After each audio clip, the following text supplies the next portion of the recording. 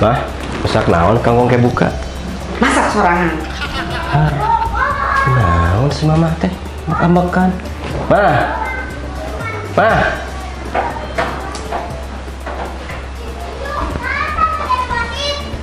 Eta naon? Oke. Cek saha asbak? Hari terang mana habat naros atuh. Eta isina naon? Kosong mah, pentaraya artosan. Besok dicandak sadayana ku mama, tara disasakeun. Eta foto saha dina oket? Mana mah? Masih nanya? Ari eta? Nah harek nambahan deui. Teu cukup geus boga 2. Oh, ulah ambek atuh mah. Ulah timburu sasi saum beli batal. Bae. Maknya teu apal, pan ieu teh foto mama nu basa harita keur geulis keneh jeung langsing keneh. Jadi mama gendut. Teu geulis. Duh, asa serba salah ngajelaskeun ka pamajikan mah. Untung bisa dibebenjongkeun ukor masa parapat. Beres.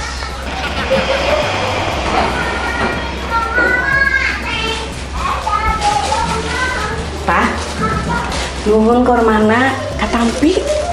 Sami-sami mah, terus tambah kelipan. Henteu atuh Pak.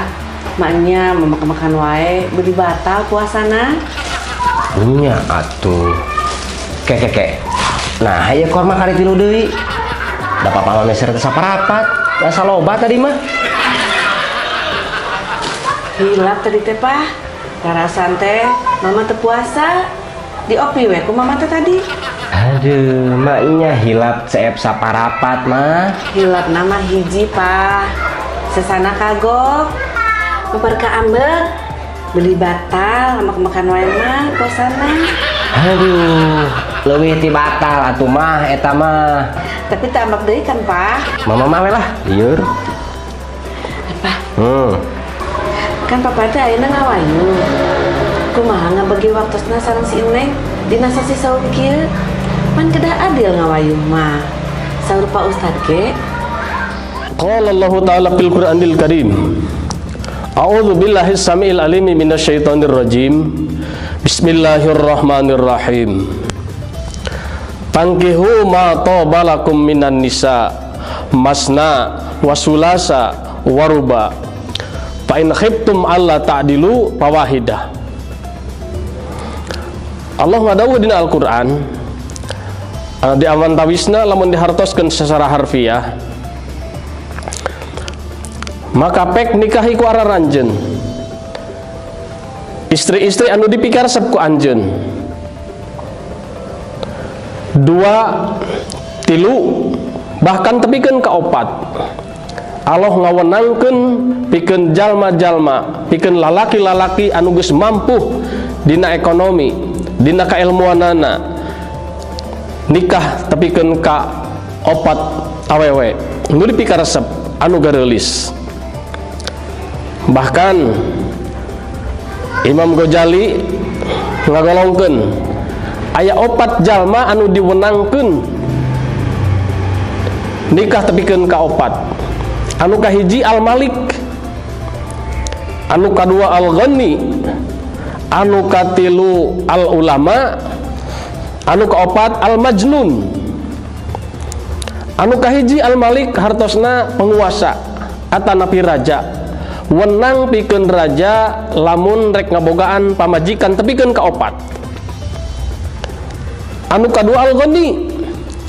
Al-Ghani teh nyaeta jalma-jalma anu beunghar harta kakayaanana loba wenang pikeun eta jalma ngabogaan pamajikan tepikeun ka 4. Anu katilu Al-Ulama.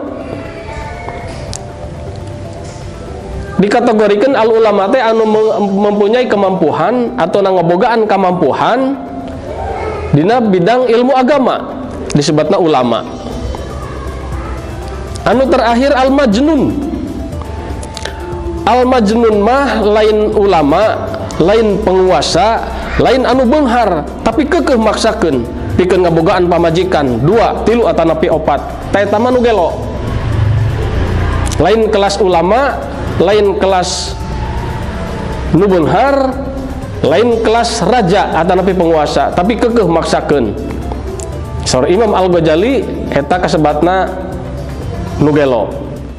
Nah bade setengah sasi ewang di dia sama di ditu. Oh eta, insya Allah papa mah unggal dinten bade di dieu dugi karengse saum. Papa meni bijaksana. Tapi kan kedah adil ngawayuh mah pa. Ira tuh bade ka ditu. Ah, jadi tuh mah bade unggal wangi we ti sabada buka dugi ka imsak.